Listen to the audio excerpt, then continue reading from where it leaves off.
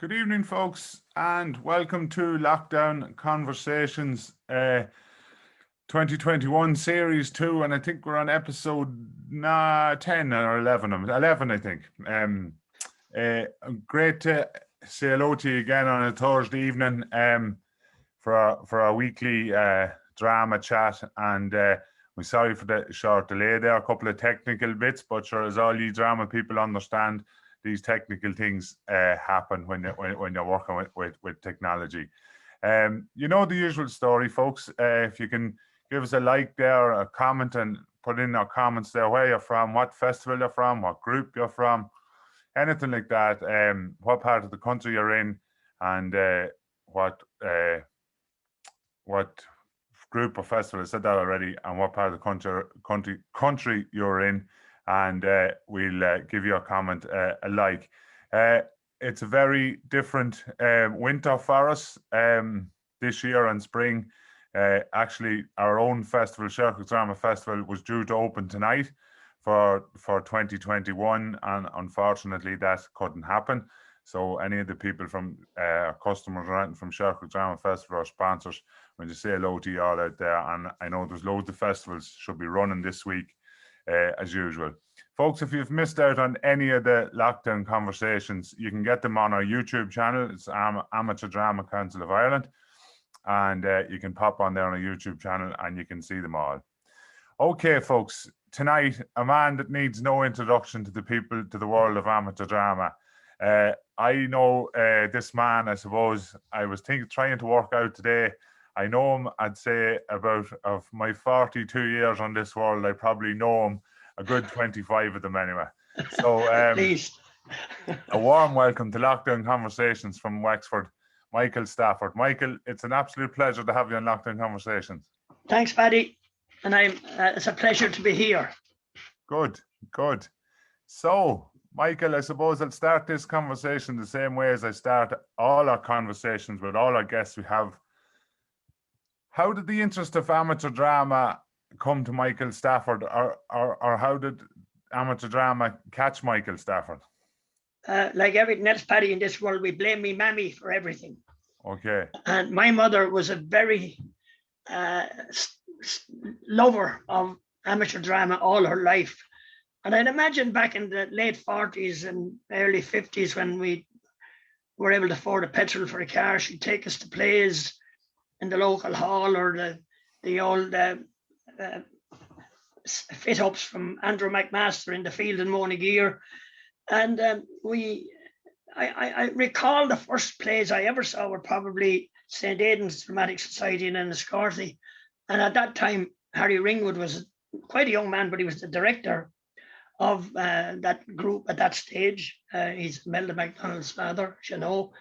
And so that was where it came from. And then I went to Peter's College in Wexford, and there was a little bit of drama there, not an awful lot. I got involved with Arsenic and Owen Lace and 10 Little Liggers, and they always did. The ecclesiastical hall and the lay part of it always did a joint musical, things like that. A lot of things like the Mikado or Pirates of Penance and that sort of thing. So there was a bit of an interest, but not an awful lot. And then when I finished school, for a while I hung around at home, and I remember there was an County Wexford Mocker na Ferma county final drama, one act, in the hall in Monagear, and this was about 57 or 58, and I would imagine the lights at that stage were biscuit tins with 150 watt bulbs on the ceiling, and maybe 2 or 3 on front footlights. And a group, very advanced group, mind you, demanded that the lights be dimmed for the end of their play. I've forgotten what the play was. And this caused quite a, headbanging. What are we going to do? So someone came up with the idea of using an electric fire, a single bar electric fire, making up a roller, connecting the power into the one end of the bar, the stage lights into the other end of a roller. And the idea was you rolled it along the the bar at the beginning of the play, you held it at the end. And if you lifted it, there was no light. So you held it. The whole thing was make sure you held it. And I sat in front of this fire for probably 3/4 of an hour. And when the director said, "Now, Michael, dim the lights," I gradually rolled the bar, the roller, along the element. And by the time I reached the other end of the element, of course, the lights had gone out because the power was all being eaten up by the element. And they all thought it was brilliant, except me, and I was sweating like a pig. And then I brought it up for the curtain call and down again. And was I glad to get away from that electric fire? But that was my first crazy touch of drama, I suppose. But I went to London. The health and safety wouldn't go. Oh, for health and safety didn't exist then. No, it was a long way from LEDs and fancy profiles that when you came on the scene. No, there was no such thing. And I mean, I went to London like a lot of Irish people in the 60s. I went over in 62.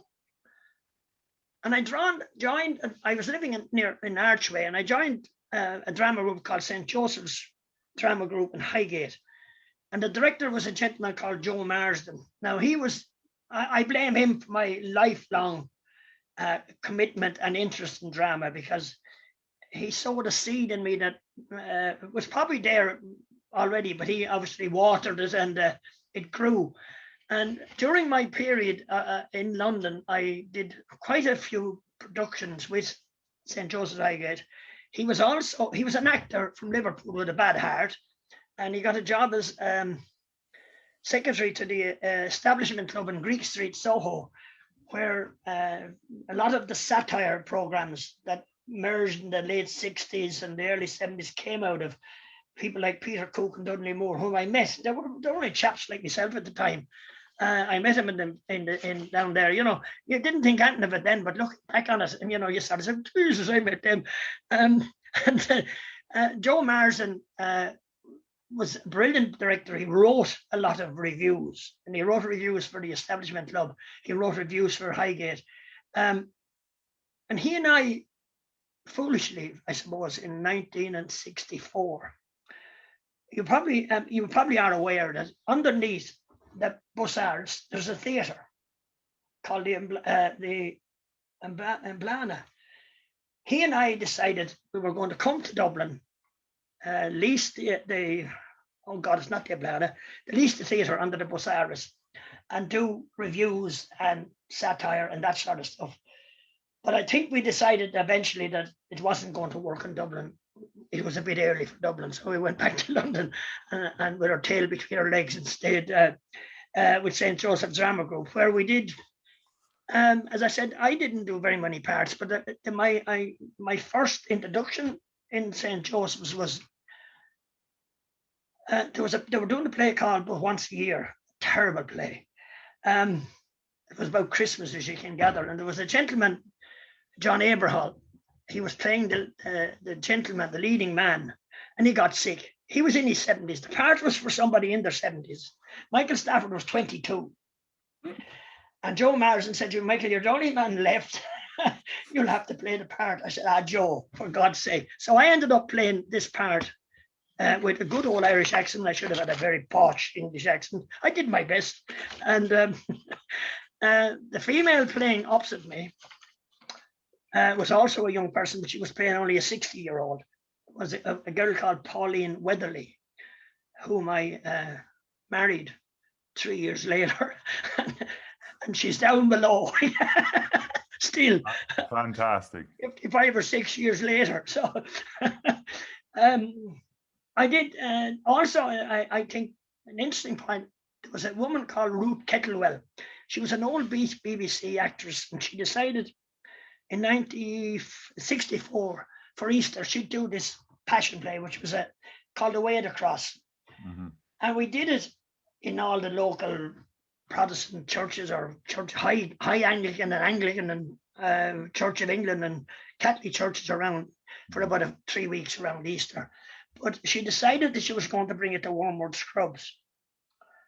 So we all we all marched onto the stage in Woolworth Scrubs to do our production to at least a hall full of 300 prisoners.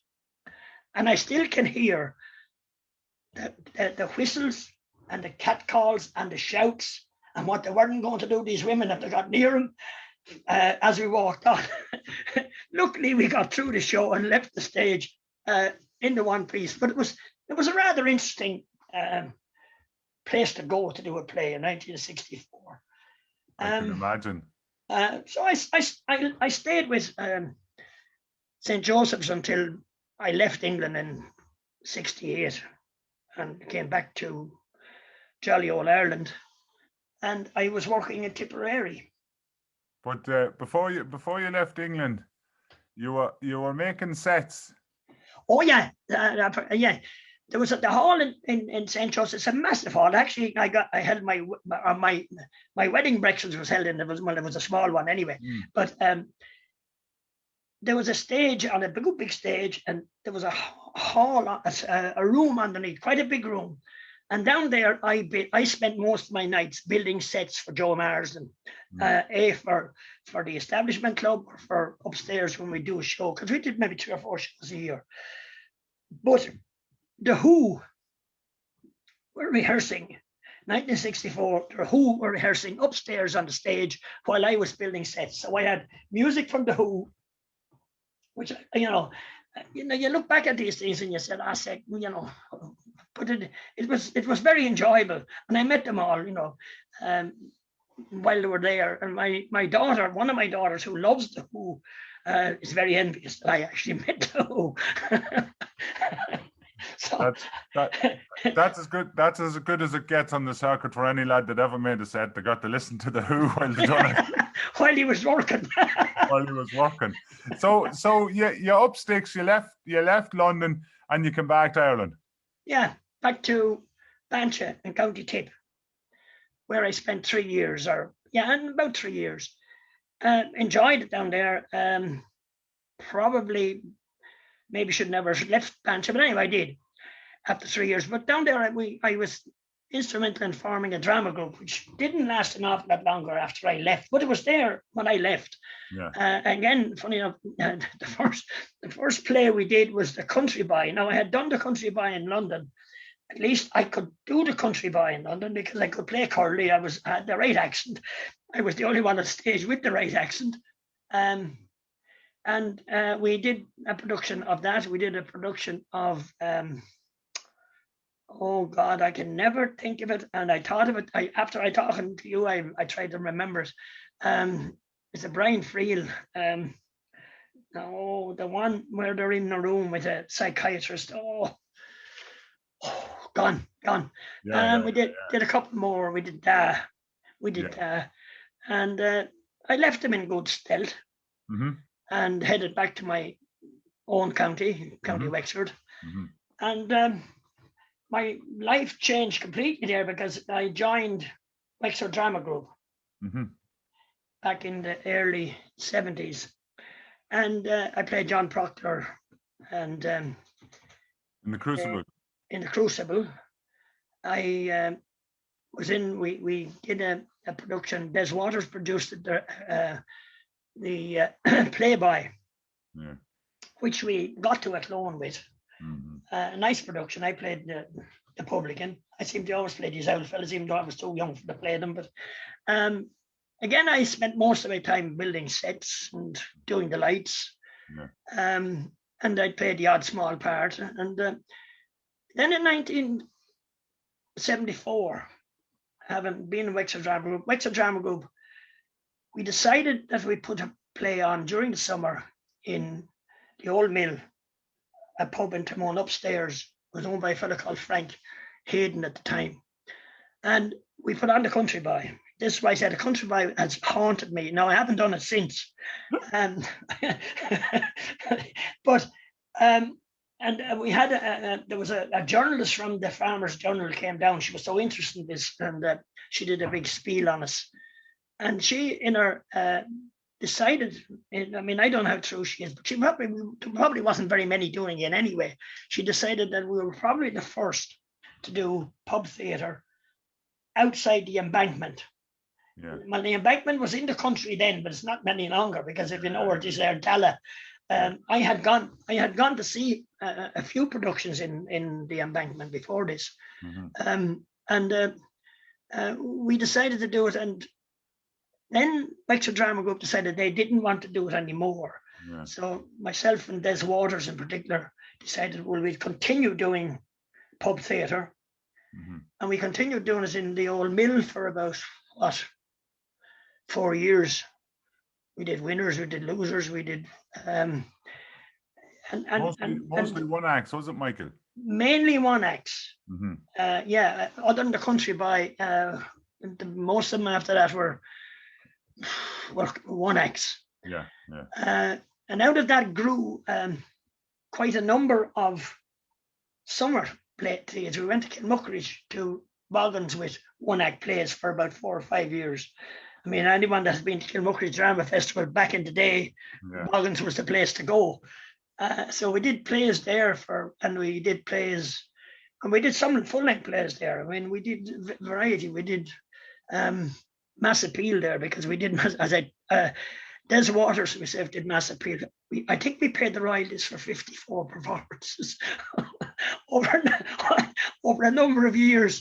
Wow. It was a great one to step back into. Yeah. So we mainly in Boggins, we went down to Feather. There was a hotel in Feather at that stage.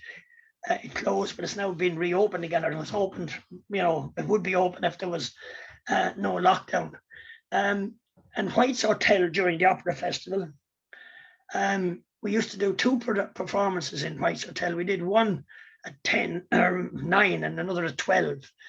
And one of the performances at 12, we didn't know whether we'd go on or not. We'd one member in the audience. Okay. A person a good theatre man. So we said for his benefit, we put on a one man. We put it on for him.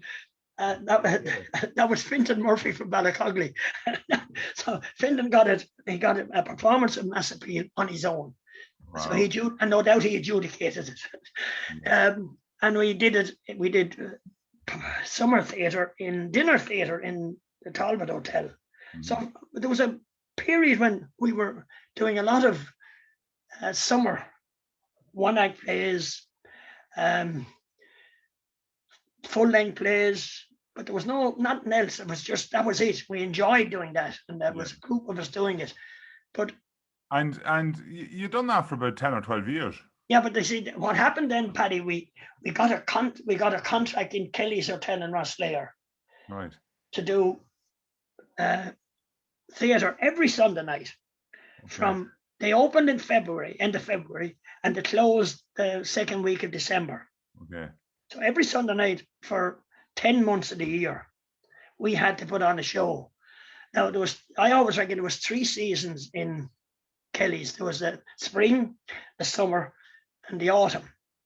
So while we were closed down, we learned, we rehearsed the show in December, January, and February. We rehearsed the show. When we had that rehearsed, we started to look for the next show and rehearse it. And we were then looking for the third show. So, I mean, you were talking about, there was a list of plays that is a mile long, that we did. Most of them were one acts. And you went down there on a Sunday evening, you set up, you used the lighting. The lights were more or less the lights that were the bands used, because you were on the bandstand basically, and you used the lights, the bands used. And we did, oh God, what didn't we do? We did Hugh Leonard. We did a production of, I told you, we did a production of Hugh Leonard's Nothing Personal, which was in the middle of the 80s now, and we had all these kidnappings going on. Harima, Ben Dunn, there was a fella called Riley, and we put this on Sunday night. I mean, we eventually got to an All-Ireland with this particular play up in Tubacurry, I think it was, and the manager rang me on Monday morning and said, "Michael, I'm sorry, but you can't put that play on next Sunday night." I said, "No, good God." And I mean, Des Waters and myself, sat down and rehearsed and learned lines for a play that week. I think it was a play called, I think, The Illumination of Mr. Shannon. Mm-hmm. We sat on 2 chairs and we illuminated Mr. Shannon. We did, it was a crazy time, and there was brave pressure on you too, because like I suppose technically you had 3 plays in the air at the one time. Yeah. For 10 months of the year. Yeah. It was a full-time job rehearsing and performing. And don't forget, as well as that, I mean, we went to Kelly's on a Sunday night. Yeah. We could have been in Kilmuckridge on the Tuesday night or the Wednesday night, and maybe the Talbot on the Thursday night. Yeah. So it was it was nearly a full-time job. And when then, Michael, did the pub theatre kind of finish up then? It finished up then? It kind of finished up June 89. Yeah. The manager in Kelly's rang me, and he said, "Michael, I don't want you next Sunday, and I probably won't want you for any more." Mm-hmm. So that's fair enough. We had a good run. I mean, at that stage, Paddy, I was the only one that was in on day one and was there when we left. I was continually gathering up casts as I went along. Yeah. I mean, we did a production down in Kelly's. We did a good few places. We did a production of Gaslight, mm-hmm. which I think is a lovely thriller. Mm-hmm. We did a play called The Month of Sundays, which is 2 old fellas trying to remember a cricket team. Mm-hmm. And but the manager, I said, okay, I wasn't sorry. I just wanted to change again anyway. Yeah. And I think a group went in instead of us. Yeah. And I think they lasted 2 or 3 Sundays because they suddenly realized this is hard work. Yeah. You have no summer holidays. Your Sunday night is gone. And it never happened. On a few occasions, I've been in Kelly's since, well, probably going back to the noughties.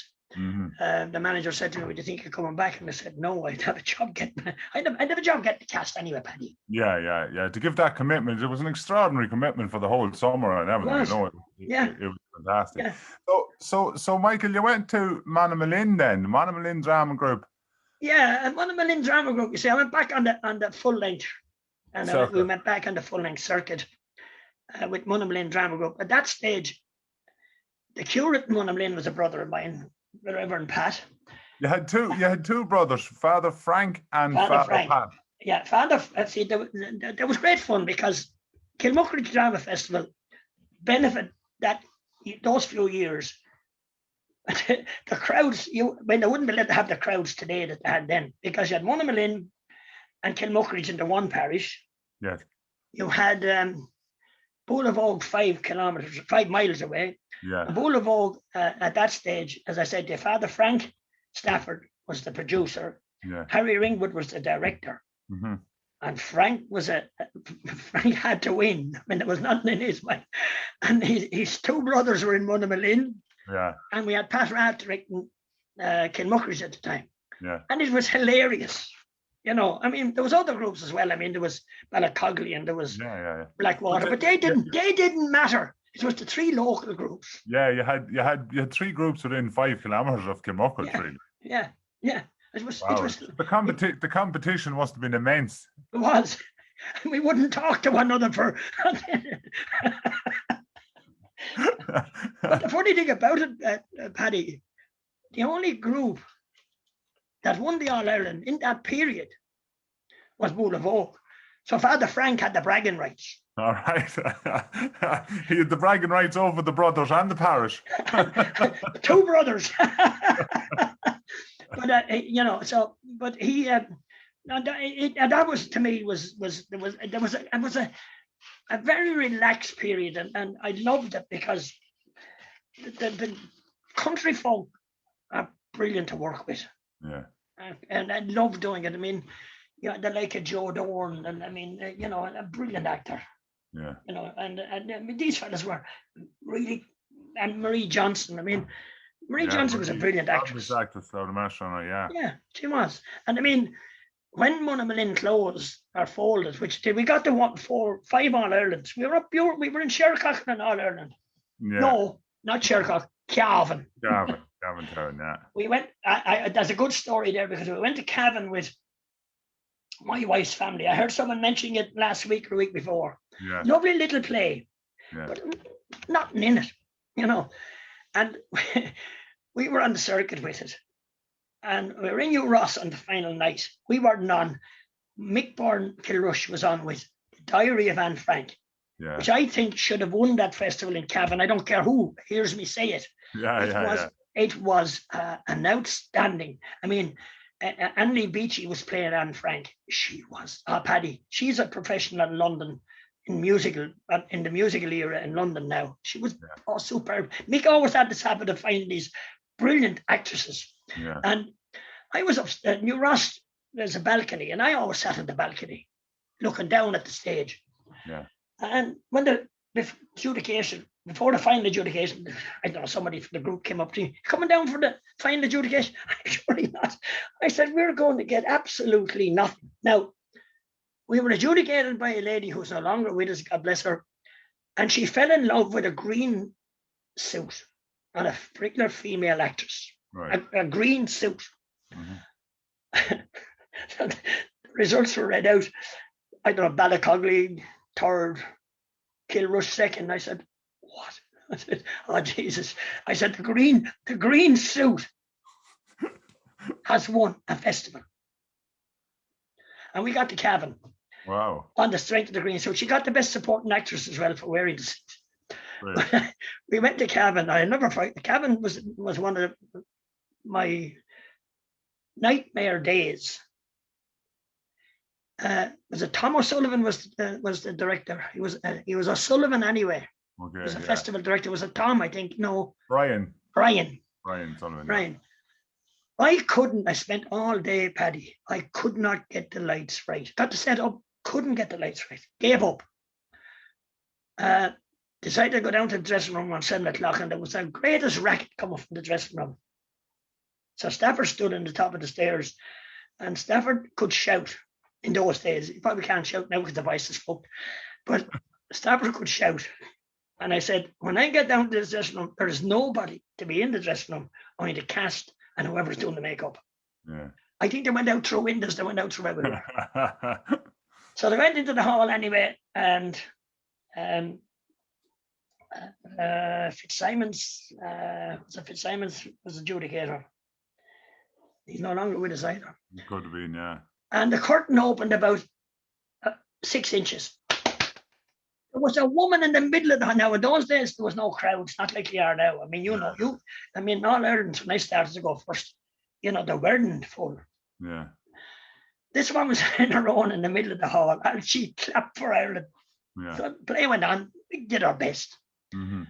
And Christopher got up to give his adjudication, and he said, I object to groups planting someone to applaud.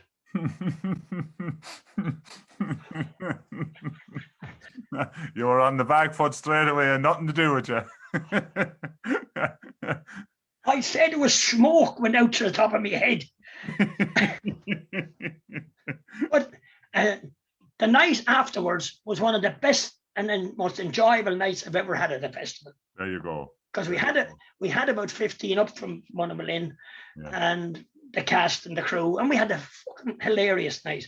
So I mean, that we didn't get anything in the festival. The green suit had no effect on Christopher Fitzsimons, but anyway.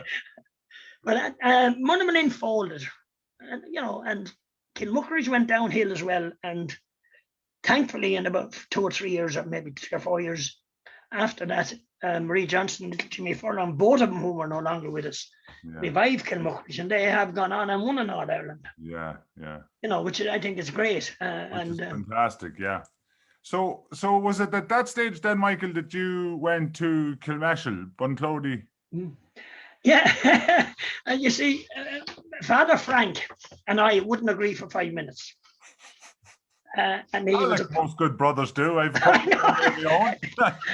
He was appointed a curate in Kilmashel. Basically, he was there for 5 years, basically to rest him, I think. Mm-hmm. And he decided to kickstart Bunclody Kilmashel Drama Group, which had not been going for quite a number of years. Yeah. So he asked me up to direct it, to be his first director, and we did, and we got on very quite well. Again, he was, as I said, he was a brilliant producer. He'd get cassettes. He built the Fast Men. I presume it was the Fast Men. This is back in 1998. Mm-hmm.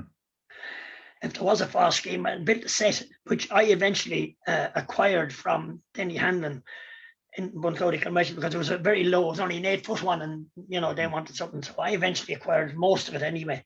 Mm-hmm. Good man at acquiring stuff, you see. And I still have those lights I bought from Shercock, or the dimmer packs I bought from Shercock. But anyway, we did Many Young Men at 20, and he went out and he got young people, which you need for Many Young Men at 20. We had a good production of it, and we put it on in the local hall, Kilmashel Hall. There's no hall in Bunclody. They use the hall of the FCJ. There's a small hall. It's not big enough for. I think I did one production in it, and at 8 o'clock, Father Frank, who was a stickler for time, and ordered the MC to announce the play. And the poor MC was, Father, they're still coming in. There's a queue outside. Go out and just introduce the play. He did, the curtain open. They were still coming in for 15 minutes. So, needless to say, following Sunday, we were probably on again. And he got out, came out on the altar and said, went about giving the sermon. He said, by the way, he said, if I came out here 15 minutes late, you wouldn't be very happy, would you? And they had to agree with him. So he said, the play will start tonight at 8 o'clock. And as long as I haven't anything to do with Bunclody Kilmashel, the plays will start on time. Mm-hmm. There wasn't a sinner came in after 8 o'clock that night, I remember. So we did a number of plays. We did we did a play called Macbeth Did It, Reading Turgenev, which was by a fellow called Johnny Hanrahan. And we did The Taw, but The Taw was a nice play, and I had never seen it being done since. It's by somebody called Sylvia Cullen. She's up from Tinnahealy. I'm trying to trace her. I have a feeling she's in Wexford at the moment. Yeah. And she's written a few things, but I'd like to meet her because it's a play I picked out to do again. It was set in the 47 heavy snow. The big snow, yeah. And so we struggled on. We went to a few festivals. We won a festival with Macbeth Did It, and in 2003, Enniscorthy folded, and then Enniscorthy Drama Group folded, which was a pity because they were very good and did lovely stuff, but they just ran out of energy, whatever. Yeah. And Pat Connaughton, who lived in Bunclody. I live 35 miles from Bunclody, so Pat Connaughton, who lived in Bunclody, took over the reins of directing. Yeah. And I was in quite a number of plays that Pat directed. I played Sylvia in The Salvage Shop. We got to the All Ireland with it. I played Joxer in Juno. He did a play called Crystal and Fox. Yeah. And now Crystal and Fox it's only a two-hander, but there's about 10 people in it. Most of us die. I died, they carried. It's a funny play that way because it is basically Crystal and Fox are the two. He did Death of a Salesman. Pat played that himself, and he did a production of Portia Coughlin in 2008, 7 or 8, and we won the All Ireland in Urassa with it. Now it was a fabulous, production, fabulous set, and which got Pat back onto the open circuit. Yeah. Which is where he should have been, where he was his rightful place. Yeah. And he did some beautiful productions, and he did The Wake, got to a close and probably should have won it. In the period from 2008 and 2009 until 2018. I mean, they won about 4 Best Actress awards in Athlone. Josephine Byrne won 2, and she won a Best Supporting Actress as well. Yeah. You know, they won a Best Actor award. Yes. They won 3 Best Stage Management awards. You know, so they've been a bit unlucky that they didn't. And I mean, I even since Kieran took over, you know, they've still gone and done fantastic shows. Absolutely, yeah. You know, and it's a pity that they haven't won in All Ireland, but I still think they have the material to win in All Ireland. Yeah. You know, I went back for a few of their autumn shows. Tommy Murphy directs, and probably the one I enjoyed most was The Blind Fiddler by Maria Johnson. It's not Maria Johnson. You're one from the north. Mary. It is Mary. Mary Jones. No, huh? Marie Jones. No, Johnson. Is it Johnson? Johnson, maybe. I'm not just 100% sure on that now. I know, anyway. So you went back to do their summer performances? I have on a few occasions gone back to do summer performances. So I'm still, I have a lot of love for Buntoley. Yeah. And I've said a member of Buntoley Drama Group. Yeah. But I mean, traveling, as you get older, traveling becomes tougher. becomes tougher. Yeah. And the other thing is, the breathalyzer came in and you couldn't have a pint after a show or after a rehearsal. I mean, that was the joy of Buntoley with Pat Connaughton. You went to the pub after with him and you discussed the rehearsals, you discussed the play. Yeah. And an awful lot of the good, because Pat was a very gentle director. You know, there was never anything rushed about it. He took it in his stride, and he, you know, I won't say what part, but I had a part in the play. I got to have it alone. And I was at the All Ireland in Tubbercurry the same year, and Francis only did a year. I don't know why. I was coming home at my own. Cameras had won the All Ireland. Des Waters wouldn't travel home with me. Took a bus to Cork or something. And I was coming home at my own, and I started to talk to Francis. And I took the long journey home, and I remember getting the Greystones. Why, I don't know. And I went for a walk on the beach, and I came back to the car, and I rang Pat, said, Pat, I'm not going to play that part. He said, are you sure? I am certain. Of course, 2 days later, I regretted my decision, but I had made it. We did the play in Shercock. Yes. And Pádraig McIntyre was adjudicating. Oh, yeah. And Pádraig said to Pat, in the name of Jesus, why didn't you put Stafford into that part? I did, says Pat. And he pulled out. Well, fucking McIntyre went through me for a short cut.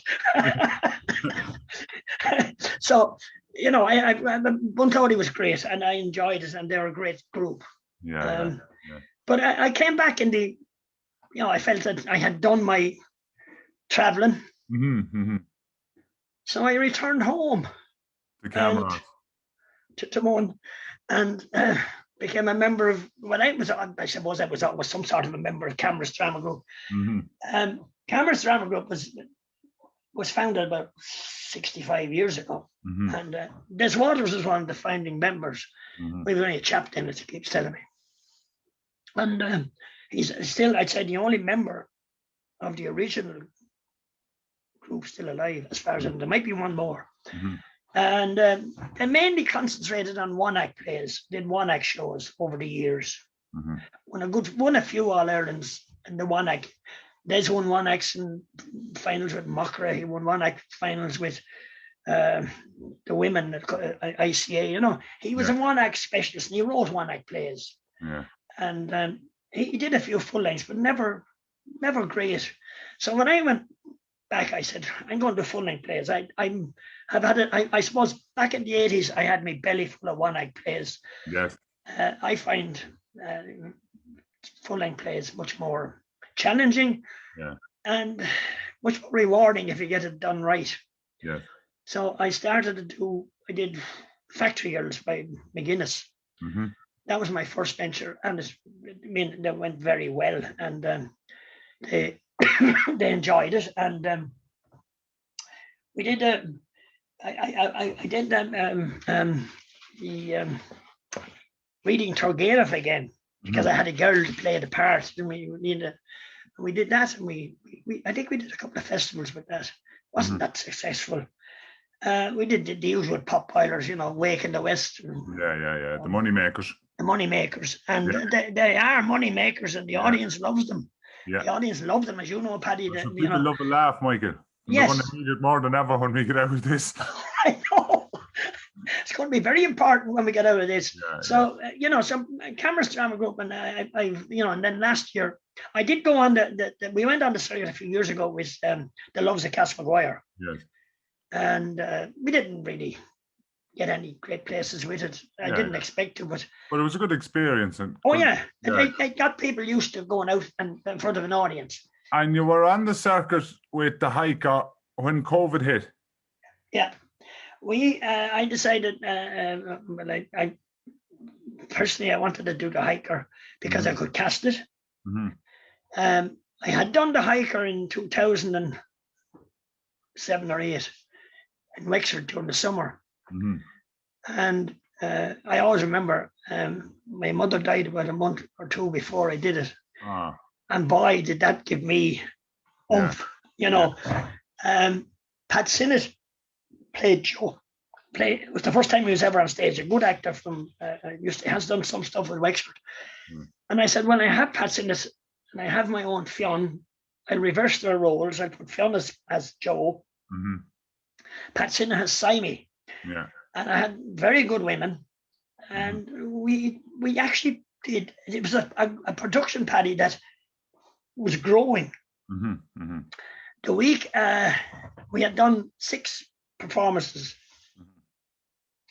before the first festival in various halls around Wexford, and it rained every night, and I mean rained. We were in Clonroach doing this, and you could hardly hear us because the noise of the rain on the roof. Yeah. But it was a good experience. It was, to me, it was better than a rehearsal. Yes. Because you had an audience. And we had done 4. We were on our 4th festival when set up, and we were about to go start lighting it, and we got a phone call: take your set down and bring it home, which I think was the most saddest. Was the most awful day in my life in amateur drama. To be told to go home and stay at home. We had put so much work into it, like other groups around the country. We were lucky. We had done it 10 times or 9 times. There was groups hadn't done their festival play at all. Yeah, and we were probably in a similar position, still in players. So we were quite lucky too. Yeah, you had done it. Yeah, we had done it. It was a bad, and we're 12 months on, I suppose, and we're no further. We're still in the same place we were that day. You directed a couple of passion plays. 2012, you directed a passion play in the parish of Camross. Yeah, Camross parish decided in 2000 for the millennium they would do a passion play. Yeah.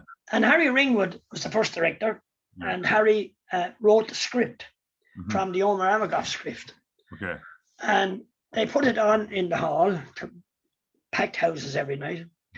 And they decided to do it every 6 years, which I think 10 years would have been better. But anyway, they did it they did it again in 2006, and Paul Welch directed it. And 2012, the committee decided it would ask me, at least I was a local director.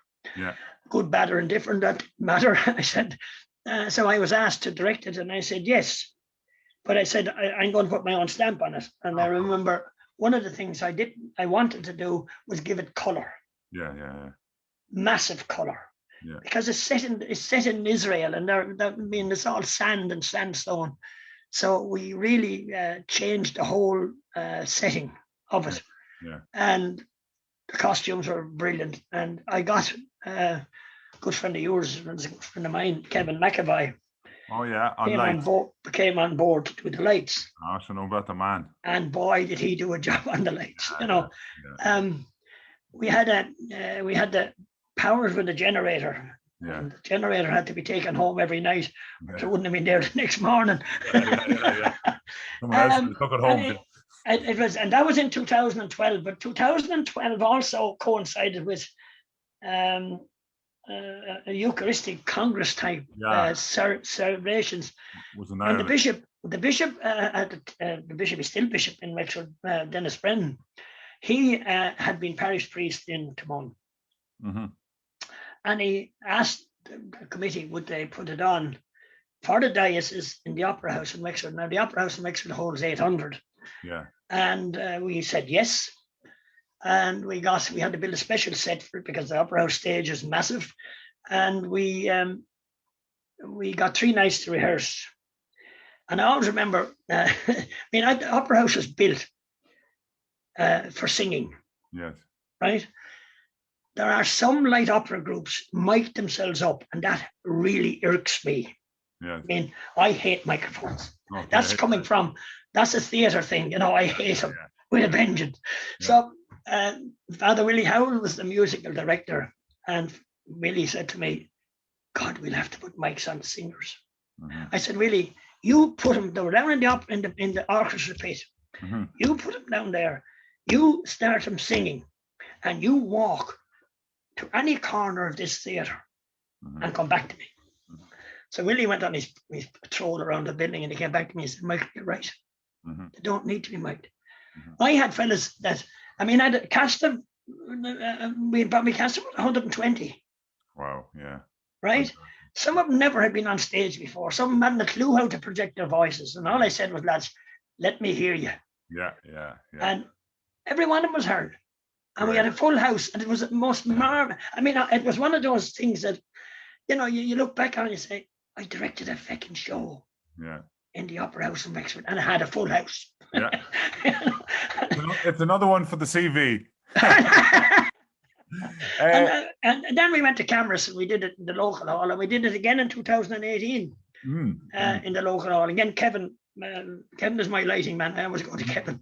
And so 2024, who knows? Who knows? We could be still in COVID. You wouldn't know. Michael, you're also a member of the DLI board. Yes, I've been a member of the DLI board for umpteen years. Yeah. And I've decided that I'm stepping down. But the AGM is on Saturday the 27th, and it's on Zoom. Mm-hmm. And if any member wishes to join, they should contact Eugene O'Sullivan and get the number, the login. Yes. The other thing which I must say about the DLI is a marvelous organization from the point of view it is an educational, it's a library. Yes. It licenses plays, and mainly most of the income comes from royalties. Mm-hmm.